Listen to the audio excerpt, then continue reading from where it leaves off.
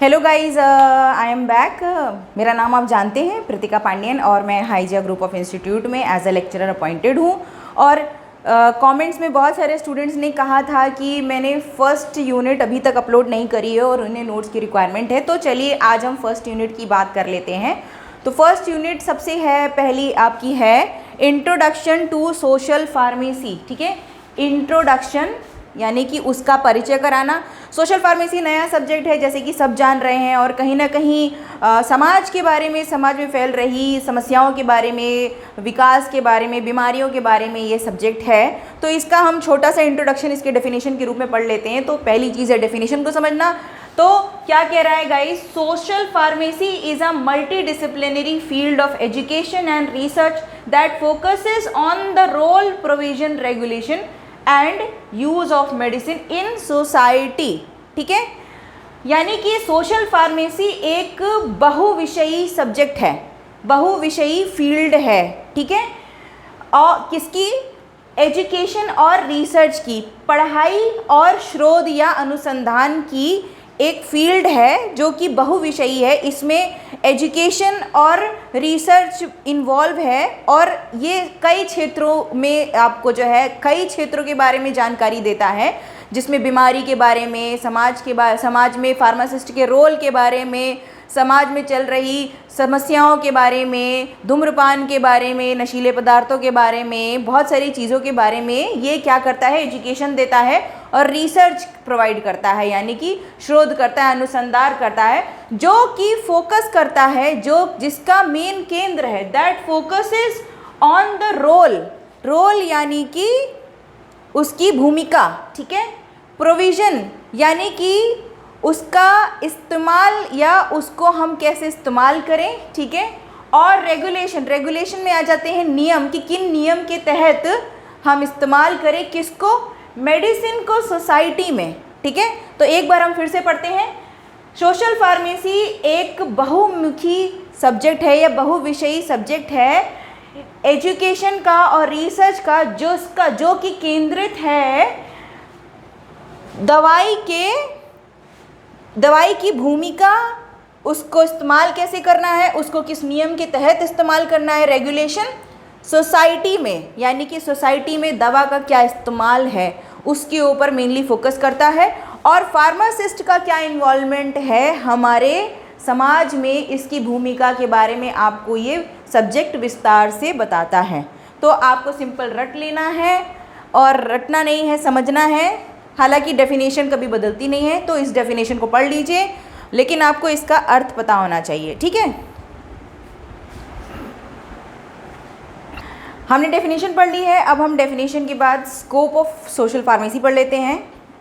मतलब कि हम थोड़ा अंडरस्टैंड कर लेते हैं कि सोशल फार्मेसी का बेसिकली आगे क्या इस्तेमाल है। स्कोप यही होता है ना कि क्यों हम उसे इस्तेमाल कर रहे हैं, क्यों हम ये सब्जेक्ट लाए हैं। ठीक है, तो बेसिकली ये सब्जेक्ट है मेडिसिन का, मोस्टली ये मेडिसिन पर ही बेस्ड है। हमारे समाज में जितनी सारी बीमारियां हो रही, जितने सारे चेंजेस हो रहे हैं, इसमें आप एपिडेमियोलॉजी के बारे में, न्यूट्रिशन के बारे में पढ़ेंगे, फैमिली प्लानिंग के बारे में, कम्युनिकेबल डिसीज़ के बारे में पढ़ेंगे, ड्रग्स के बारे में पढ़ेंगे, नारकोटिक्स के बारे में पढ़ेंगे, और नेशनल हेल्थ पॉलिसीज़ के बारे में पढ़ेंगे। और इन सारी चीज़ें, ये सारी चीज़ें जो लाई जा रही हैं, ये मेडिसिनल यूज़ के लिए, कि सोसाइटी में हम बीमारियों में हो रही हम कौन सी मेडिसिन यूज़ करते हैं, न्यूट्रिशन को बढ़ाने के लिए हम किस तरीके की मेडिसिन लेते हैं, किस तरीके का खाना खाते हैं, और जो पॉलिसीज़ लाई जा रही हैं वो लोगों की हेल्थ को इम्प्रूव करने के लिए सरकार क्या क्या प्रोग्राम्स, क्या क्या पॉलिसीज़ ला रही हैं, क्या क्या इम्यूनाइजेशन ला रही हैं, वैक्सीन्स क्या क्या नई नई ला रही हैं। ठीक है, यानी कि टोटली हम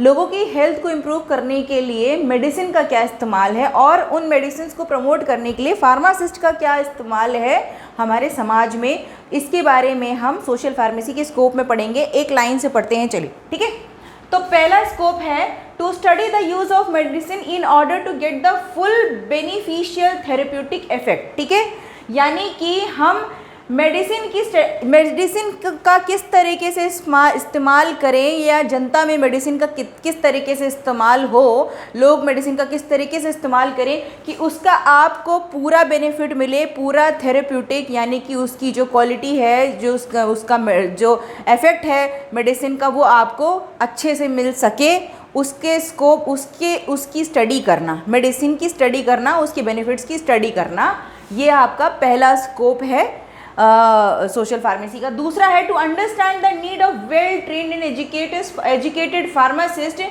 to ensure appropriate use of medicine for benefit of people.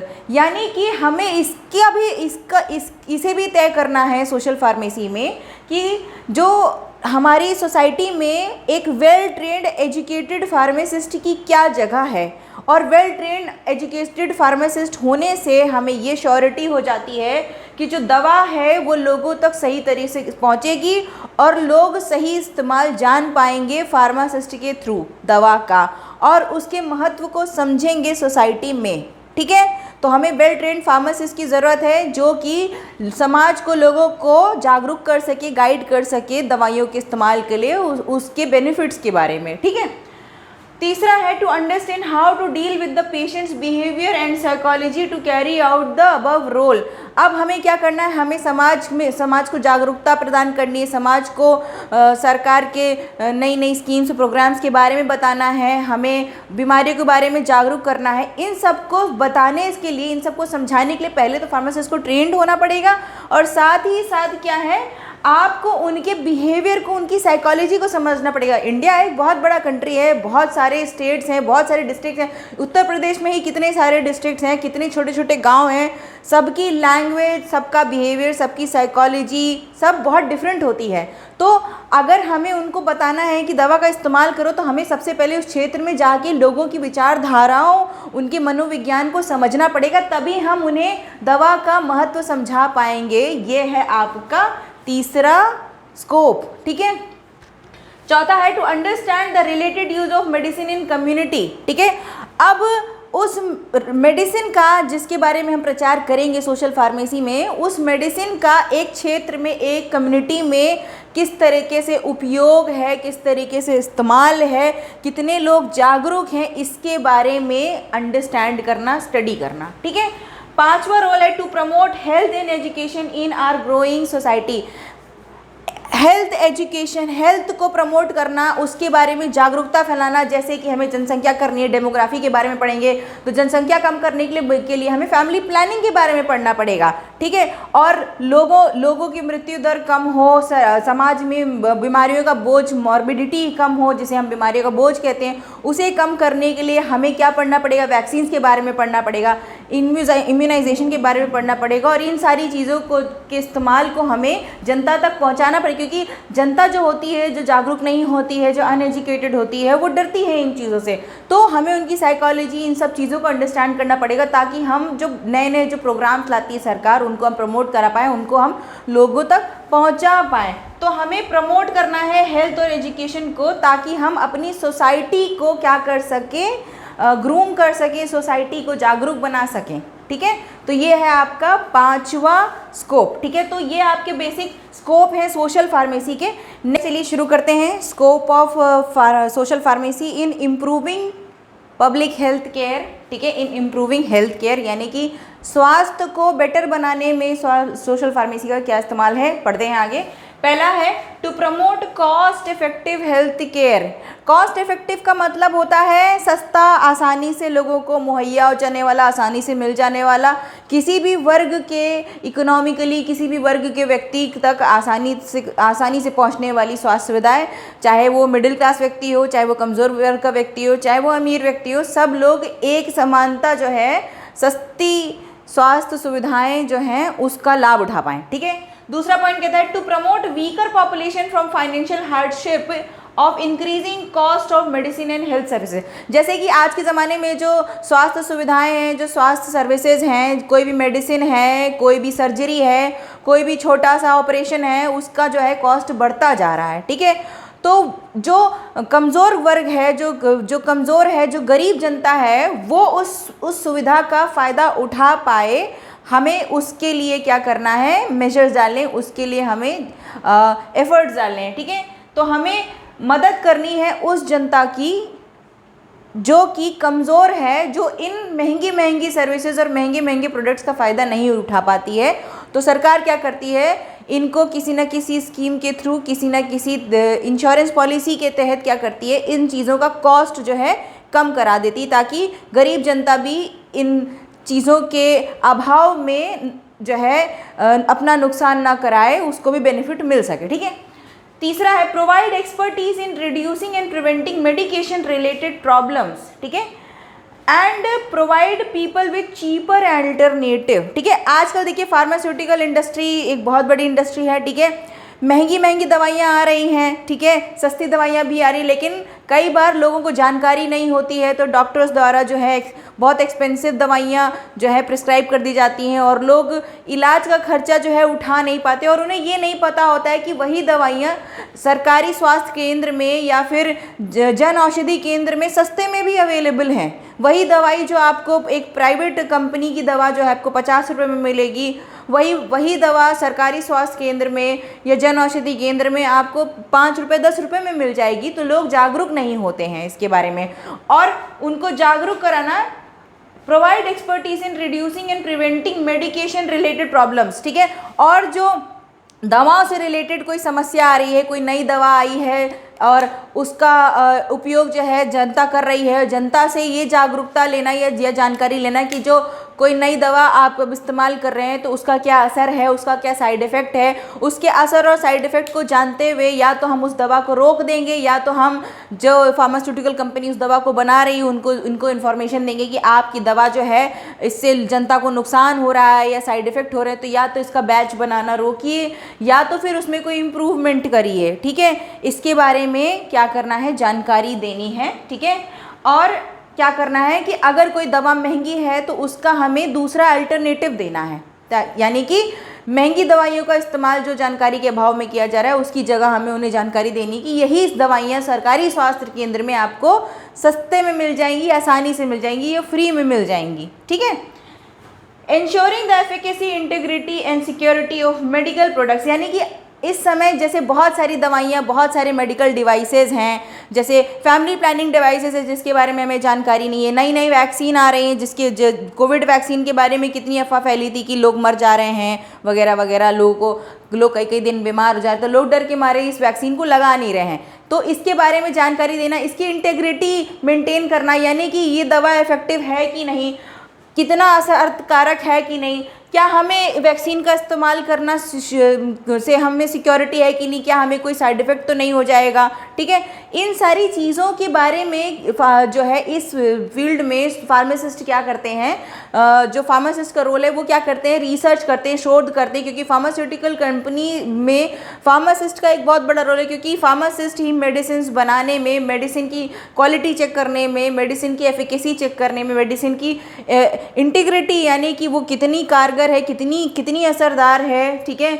वो चेक करने में, और कितनी सेफ है जनता के इस्तेमाल के लिए, ये सब चेक करने में हमें क्या करना है, हमें इंश्योर करना है कि अगर कोई भी ऐसी चीज़ या कोई भी ऐसी वैक्सीन है, कोई भी दवा जो आ रही है, बन रही है, जो जनता तक पहुंच रही है, वो सेफ है कि नहीं।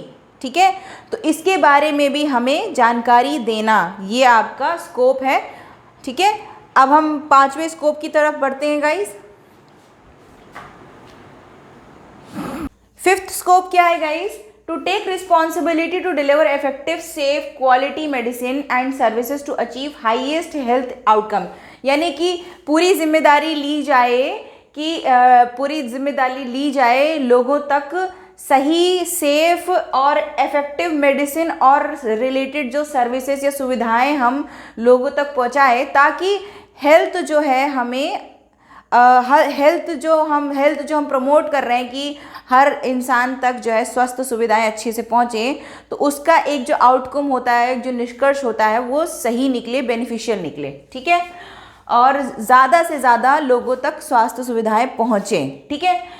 छठा है to provide up to date information and advice to patient in health care services, जैसे कि फार्मासिस्ट को जानकारी होती है तो फार्मासिस्ट ही मोस्टली ये काम करते हैं, तो हमें इसमें क्या करना है, हेल्थ इम्प्रूव करने के लिए कि जानकारी दें लोगों तक कि अगर कोई बीमारी आई है या फिर अगर कोई आपदा आई है तो उसके बारे में हम पहले से आगाह कर दें कि अगर जैसे सिंपली बात कर लेते हैं, जैसे मलेरिया आया है तो मलेरिया डेंगू है, उसमें मच्छरों से अगर डेंगू फैल रहा है तो हम खिड़की दरवाजे बंद करके सोएं और मच्छरदानी, ट्रीटेड मच्छरदानी का यूज़ करें। बर्तनों को ढक के रखें ताकि उसमें मच्छर न बैठें।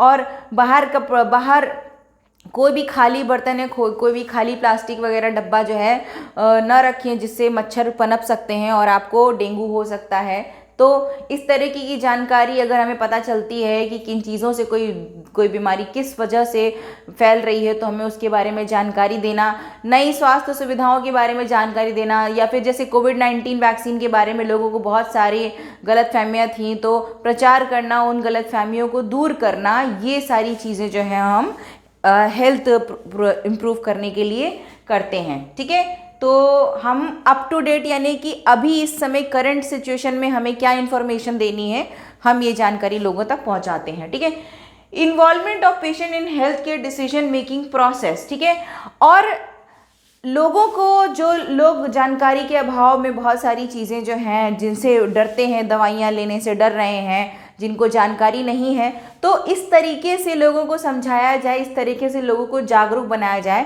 ताकि लोग खुद ही इन चीज़ों में पार्टिसिपेट करें। जैसे फैमिली प्लानिंग की जानकारी हम इस तरीके से दें, जन जन तक, महिलाओं तक समझाएं, पहुंचाएं, एएनएम जीएनएम के थ्रू या फिर हेल्थ वर्कर्स के थ्रू ये जानकारी पहुंचा, ताकि लोग जब इन चीज़ों को समझेंगे कि इन सुविधाओं का लाभ वो उठा सकते हैं और क्या बेनिफिट हो सकता है, तो लोगों को खुद भी इन्वॉल्व करें आप, ताकि वो इस चीज़ों की जानकारी ले सकें। ठीक है, अब 8वां आ जाता है, to detect the potential health hazard through screening and surveillance programme like checking immunisation status.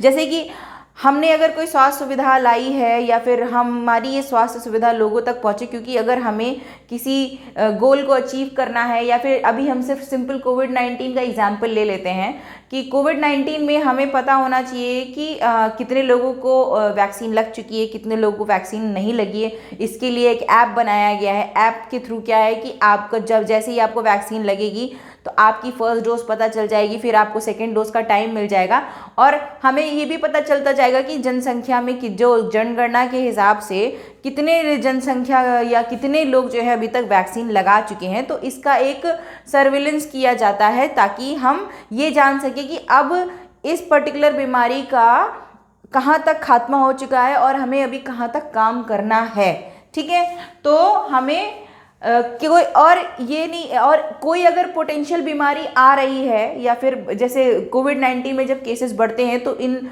चीज़ों की जानकारी रखना कि ये अभी केस कहाँ तक फैले, किस किस क्षेत्र में फैले हैं, अभी फिर से उनकी ग्रोथ कितनी तेज़ी से ये बीमारी बढ़ रही है या फैल रही है, इस चीज़ को मॉनिटर करना, इसकी जानकारी रखना भी जो है बहुत ज़रूरी है, ताकि हम चेक कर सकें कि आगे जाके हम और कौन कौन से मेजर्स या कौन कौन से नियम ला सकते हैं जिनसे हम रोकथाम कर सकते हैं।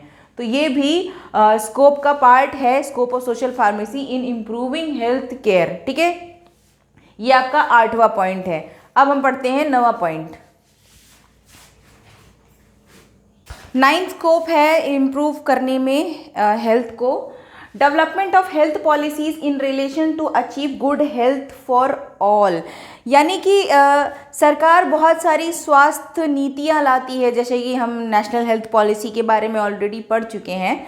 तो हेल्थ पॉलिसीज़ किसी भी कंट्री में हो रही बीमारियों को कम करने के लिए, मॉर्टेलिटी रेट को कम करने के लिए, जच्चा बच्चा की स्वास्थ्य को बेटर करने के लिए और विकास लाने के लिए, स्वास्थ्य एनवायरनमेंट की स्टेबिलिटी के लिए, पॉल्यूशन कम करने के लिए और लोगों को हेल्थ बेनिफिट प्रोवाइड करने के लिए बहुत सारी पॉलिसीज़, बहुत सारे प्रोग्राम्स लाती है। तो ये जो प्रोग्राम्स लाए जाते हैं ये लोगों की हेल्थ को इम्प्रूव करने के लिए लाते हैं, और कहीं ना कहीं इनको बनाने में फार्मासिस्ट का बहुत इम्पॉर्टेंट रोल होता है।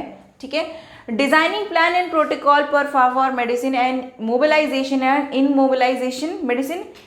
मोबिलाइजेशन एंड डिस्ट्रीब्यूशन, यानी कि इस तरीके के प्रोटोकॉल्स तैयार करना। प्रोटोकॉल्स यानी कि इनको आप रूल्स एंड रेगुलेशंस जो आपको फॉलो करने हैं, और प्लान्स यानी कि एक तरीके से आपको एक मैप तैयार करना है, प्लान तैयार करना है, जिसके तहत मेडिसिन का मोबिलाइजेशन और डिस्ट्रीब्यूशन हो, ठीक है, यानी कि किस क्षेत्र में कौन सी मेडिसिन जानी है, किस जगह पर कौन सी मेडिसिन जानी है, ठीक है, और मेडिसिन डिस्ट्रीब्यूट होने से पहले चेक होनी है। ये सारी चीज़ें जो हैं हमें करनी है ताकि हम एक बेटर हेल्थ जो है प्रोवाइड करा पाएँ और हेल्थ सर्विसेज को इम्प्रूव करा पाएँ।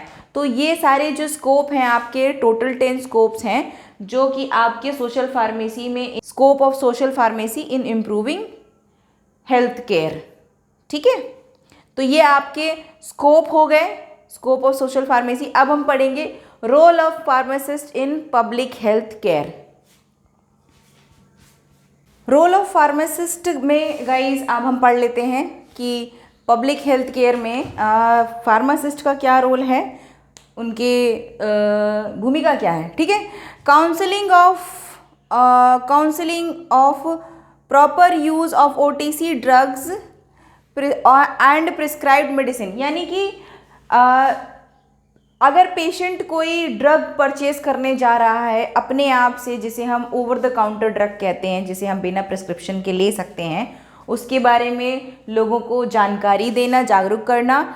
और प्रिस्क्राइब्ड मेडिसिन, यानी कि अगर कोई ड्रग डॉक्टर के द्वारा प्रिस्क्राइब करी गई है तो कौन सी, क्योंकि डॉक्टर्स के पर्चे में कई बार क्या होता है कि डॉक्टर आपको दवा लिख के दे देता है, लेकिन आपको फार्मासिस्ट गाइड करते हैं कि आपको वो दवा कितनी खरीदनी है, कितनी नहीं लेनी है, कब कब खानी, कब कब नहीं खानी। तो हमें दवा परचेज करने से पहले हमें फार्मासिस्ट गाइड करते हैं कि हमें ये दवा कब खानी है, कैसे खानी है और कितनी खरीदनी है, ठीक है।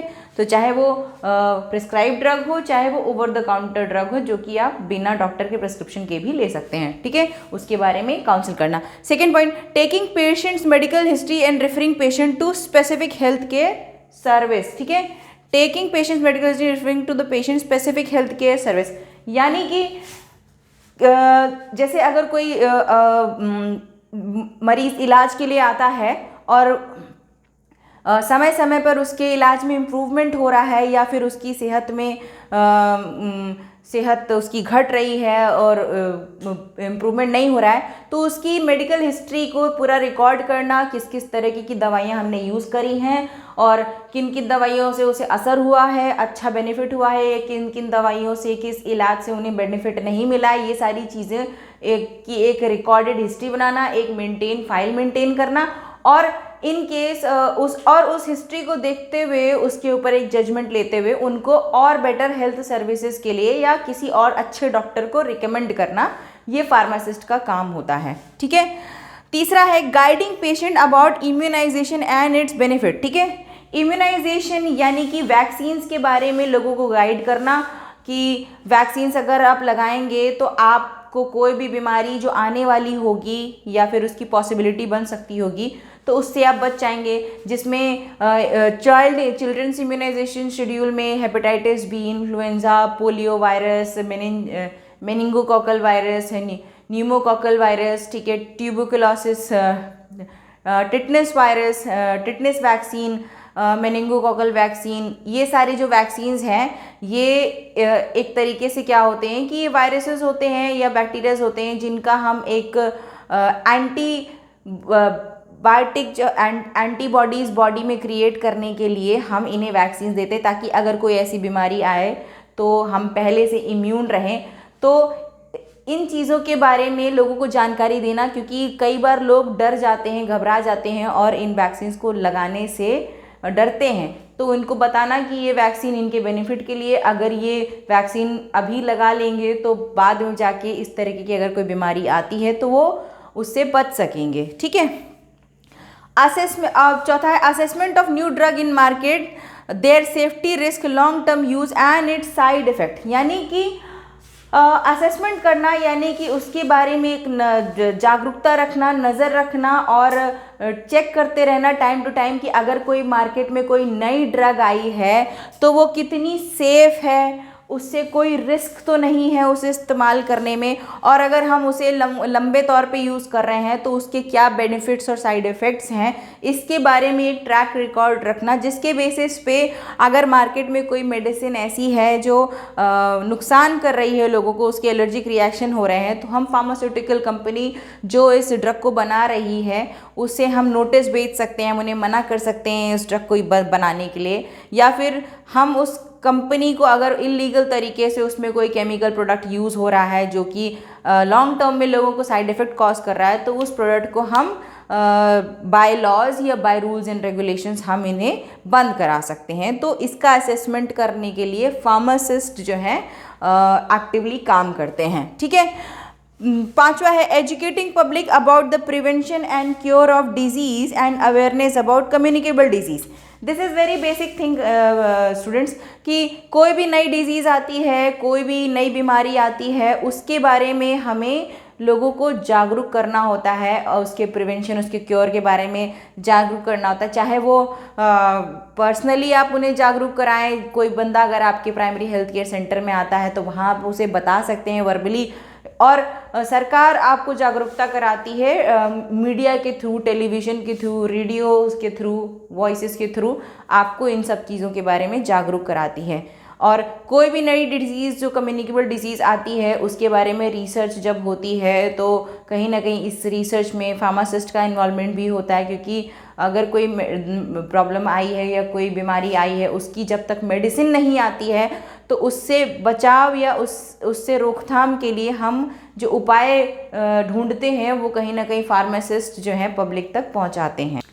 सिक्स्थ रोल है teaching public about good living habits for preventing chronic disease like diabetes and heart disease. ठीक है, यानी कि prevention is better than cure, यानी कि अगर आप कोई ऐसी बीमारी से ग्रस्त हो जाते हैं जो लॉन्ग टर्म बहुत नुकसान, इस समय डायबिटीज़ और हार्ट डिजीज़ एक तरीके से ऐसी डिजीज़ में आ गई जिनका क्योर नहीं है, प्रिवेंशन ही क्योर है इसका, इससे पहले कि वो बढ़े और एक डिजीज़ में एक नॉन कम्युनिकेबल डिजीज़ जो कि क्योर नहीं हो सकती, जो हमारी गलत आदतों की वजह से हमें लगती हैं। ठीक है, तो हम अच्छी आदतें डालें, हम एक्सरसाइज करें, हम रनिंग करें, हम शुगर की चीज़ें कम लें, हम जंक फूड कम खाएं जिनकी वजह से हमें ये बीमारियां ना हो, इसके बारे में हम लोगों को जागरूक कराएं, ये फार्मासिस्ट का काम है। ठीक है, participation in patient health education through pamphlets and news, जैसे कि मैंने आपको पहले बताया कि जैसे आप क्लिनिक में जाते हैं तो वहाँ पर आप पैम्पलेट्स और ब्रोशर्स रखें जिसमें मेडिसिन के बारे में जानकारी हो, डिजीज़ किस तरह से फैलती है उसका कोई फ्लो चार्ट बना हो, बहुत सारे पोस्टर्स लगे हों जहाँ पर सीधी जानकारी जच्चा बच्चा की सेहत के बारे में हो, मदर्स के मिल्क के बारे में हो, माँ का पहला गाढ़ा दूध के बारे में जानकारी हो, निरोध के बारे में जानकारी, ये सारी चीज़ों के हम क्या करें, पैम्फलेट्स रखें या ब्रोशर्स रखें जिससे देखकर लोगों को पढ़कर जानकारी मिले। और साथ ही साथ न्यूज़ में हम टीवी में हम न्यूज़ प्रोड्यूस करें और टीवी एड्स प्रोड्यूस करें ताकि देखकर जो है आपको जानकारी मिले और आप बचे रहें, आप सावधान रहें। ठीक है, उसके बाद आता है guiding about maternal and child health programs. ठीक है, जैसे वंदे मातरम योजना है, जननी शिशु सुरक्षा योजना है, ठीक है, बाल सुरक्षा योजना है, इस तरीके की योजनाएं जो हैं सरकार लाती है माँ और बच्चे की बेनिफिट के लिए, ताकि क्योंकि देखिए माँ और बच्चा स्वस्थ रहेंगे तो बच्चा स्वस्थ रहेगा, माँ स्वस्थ रहेगी तो बच्चा स्वस्थ रहेगा, बच्चा स्वस्थ पैदा होगा तो उसका विकास अच्छा होगा, उसका मानसिक विकास, उसका शारीरिक विकास अच्छा होगा। और मानसिक शारीरिक विकास अगर एक जनसंख्या का अच्छा है तो वहाँ के लोग प्रोडक्टिव ज़्यादा होंगे, एजुकेटेड होंगे, उनकी सोचने समझने की क्षमता अच्छी होगी, और एक तरीके से अगर स्वास्थ्य अच्छा है तो उस शहर का, उस जगह का विकास दिखाई देता है। ठीक है, तो इन चीज़ों को हम बेस से ही यानी कि हम माँ की ही देखभाल से और बच्चे की देखभाल से सरकार जो है शुरू करती है ताकि आने वाली जनसंख्या स्वस्थ हो। ठीक है, तो उसके बारे में हम फार्मासिस्ट जो हैं गाइड करते हैं। ठीक है, guiding patient about good nutritional habit and benefits. ठीक है, यानी कि हमें किस तरीके का आहार खाना चाहिए, आयरन की सब्जियां, आयरन के लिए हमें हरी सब्जियां खानी चाहिए, दूध के लिए हमें प्रोटीन के लिए हमें दूध लेना चाहिए। हमारी आंखें कमज़ोर हैं तो हमें विटामिन ए लेना चाहिए। WHO के तरफ से विटामिन ए कैप्सूल्स जो है आपको फ्री मुहैया कराई जाती हैं, ठीक है। प्रेगनेंसी के दौरान आपको बहुत ज़्यादा आयरन की कैप्सूल्स प्रोवाइड कर जाती है क्योंकि आपके शरीर में खून की कमी हो जाती है, ठीक है। तो हम न्यूट्रिशनल हैबिट्स के बारे में बताते हैं जो कि फार्मासिस्ट कहीं ना कहीं आपको गाइड करते हैं कि किस किस सिचुएशन में अगर कोई आपको बीमारी है तो आपको किस तरीके का खाना चाहिए। अगर आपकी हेल्थ डाउन हो रही है, आपका बीपी शुगर बढ़ा हुआ है, लो है, तो आपको शुगर कम करना चाहिए। आपका बीपी लो है तो आपको किस तरीके का खाना खाना चाहिए। आप बहुत ज़्यादा हेल्दी हैं, कोलेस्ट्रॉल बढ़ा हुआ है तो आपको ऑयल कंटेंट कम करना चाहिए। आपको फाइबरस सब्जियां ज़्यादा खानी चाहिए। इस चीज़ों के बारे में जो है फार्मासिस्ट गाइड करते हैं, ठीक है। Alert public about health hazards and it's symptoms, यानी कि अगर कोई नई बीमारी आई है या ऑक्यूपेशनल बीमारी आई है, कम्युनिकेबल डिजीज़ आई है कोई, तो उसके कोई साइन और सिम्टम्स अगर नज़र आ रहे हैं तो हमें पहले ही लोगों को जागरूक कर देना है। जैसे कि कोविड के बारे में हमें पता चल गया है कि हम 1 फीट डिस्टेंस रख के लोगों से बात करें, हम छुएं नहीं। कम्युनिकेबल डिजीज़ है, छूने से फैल सकती है। एयरबॉर्न डिजीज़ है, एयर ड्रॉपलेट्स के थ्रू फैल सकती है, छूने से फैल सकती है। तो हम ये साइन और 15 दिन तक जो है आपके बॉडी में जो है मिनिमम 15 डेज तक जो है ये वायरस सरवाइव कर सकता है, तो आपको अपने आप को क्वारंटाइन कर लेना है। ये सारे सिम्टम्स जो हैं फार्मासिस्ट नोट करते हैं और ये पब्लिक को अवेयर कराते हैं, ठीक है। Counselling people about the harms of alcohols and drug abuse, जो शराब वगैरह जो है नशा मुक्ति केंद्र हैं और धूम्रपान जो है छुड़ाने के केंद्र हैं, यहाँ पर लोगों को फार्मासिस्ट गाइड करते हैं, काउंसिल करते हैं। क्योंकि नशा करना एक सोसाइटी का एक बहुत बड़ा ड्रॉबैक है कि इन चीज़ों की वजह से सोसाइटी में बहुत असर पड़ता है, इंसान के रहन सहन में असर पड़ता है, समाज पे बहुत गहरा असर पड़ता है। जिस फैमिली में कोई बंदा अगर नशे का है तो उस पर बहुत असर पड़ता है और उससे उस इंसान का तो नुकसान होता ही है, शरीर का नुकसान होता है, मानसिक विकास का नुकसान होता है और वो बंदा कहीं ना कहीं समाज में एक तरीके से अलग थलग कर दिया जाता है।